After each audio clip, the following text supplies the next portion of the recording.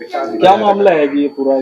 मामला यह है जी, ये मदरसा अल खैर है, यानी पूरी कौम का मदरसा है, चाहे वो मतलब या गरीब है या अमीर है, कोई भी बिरादरी का है। शेख जो का कहना है ये हमारी अपनी निजी प्रॉपर्टी है जी। तो इसी तरह मेरी बहस होगी तो उसने कहा जी अल खैर अल औलाद है, ये मदरसा ये हमारी जिम्मेदारी, ये हमारी ही मलकियत है। जी।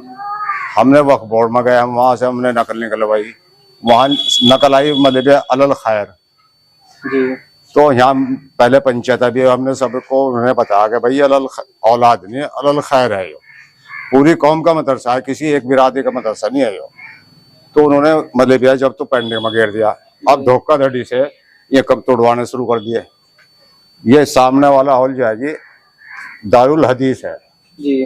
और दारुल उलूम देवबंद से 9 साल पहले तामीर होया हुआ है और यहाँ हदीस शरीफ पढ़ाई जाती 135 साल पहले, यानी दारुल उलूम देवबंद से पहले से चलता रहा है। 9 साल पहले तामीर होया हुआ है। तो तालीम ये सामने हॉल जो है दारुल हदीस है और दारुल हदीस में उस वक्त हदीस शरीफ पढ़ाई जाती। जब वो मदरसा दारुल उलूम देवबंद तैयार हो गया 47 तक तैयार रहा, तब ये मतलब तालीम वो हदीस शरीफ सारी यहाँ से देवबंद ट्रांसफर करी गई। तो अब क्या चल रहा है पूरा मामला? भी इसमें तालीम चल रही है अजी तो 10 साल से बिल्कुल पेंडिंग में पड़ा हुआ, यहाँ कोई बच्चा नहीं है। कौन लोग हैं वो जो इसमें वो कर रहे हैं? क्या हमारा शेख जी हैं सब। नाम क्या है?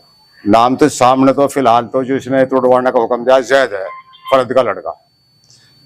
और तो एक लोगों ने शिकायत की वक्फ बोर्ड में, डीएम साहब के यहाँ कोई शिकायत? हमने डीएम साहब के यहाँ भी पहले मैंने रिपोर्ट चिट्ठियाँ भेजी और मतलब इनके खिलाफ वहां से कोर्ट में भी वक्फ बोर्ड में भी भेजी मैंने जी। मगर हम वहां गए नहीं और ना उन्होंने हमारी बात सुनी। वक्फ बोर्ड वालों ने हमारी कोई किसी लेटर का जवाब नहीं दिया।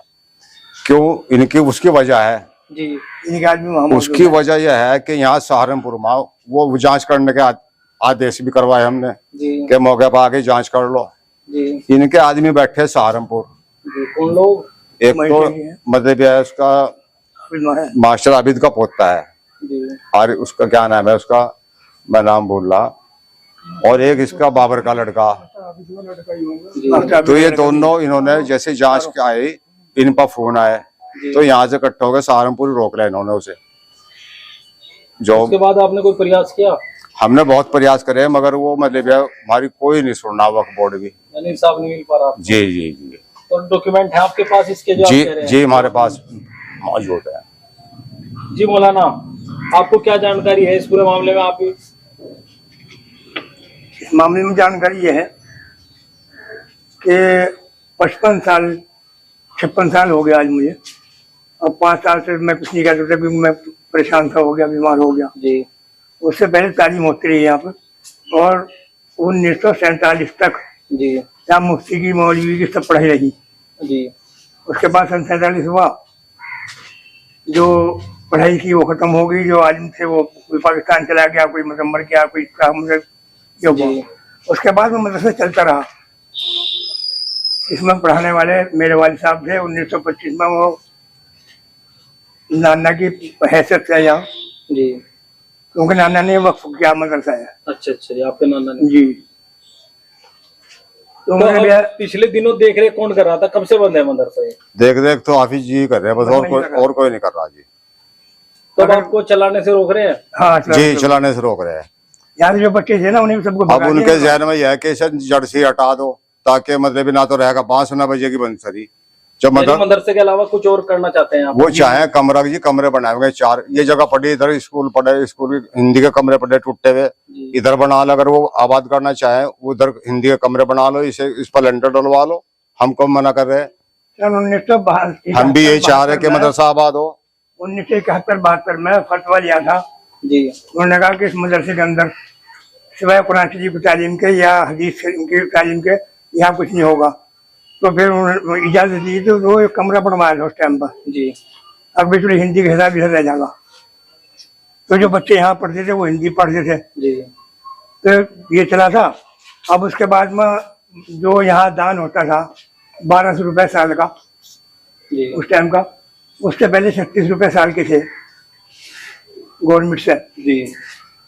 अब वो भी खत्म करके सब अपने उसमें अंडर में मिला दिया इन्होंने। तो अब आप लोगों की मांग क्या है? हमारी मांग ये है जी, मतलब इसे दारुल हदीस को तोड़ने से मना किया जाए उन्हें, इसके हाथ में लगे हुए, इस पर लेंटर डाल के इसे आबाद करो। अगर हिंदी के कमरे बनाने उधर बना लो, जगह पड़ी बहुत खाली, हम भी उनका सहयोग करेंगे।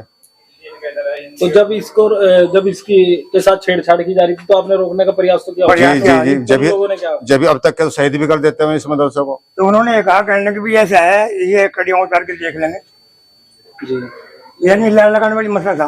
मगर तो ठीक है, ठेका दे रखा 60,000 रुपए का, मतलब जड़ से हटाने का, ये दीवार खत्म करने का, ये दीवार खत्म करने दोनों का, कमरे ये दीवार हटाने का। खत्म करने का। 2 लाख रुपए के गाटर को पहले ही एडवांस बेच रखे किसी कबाड़ी को।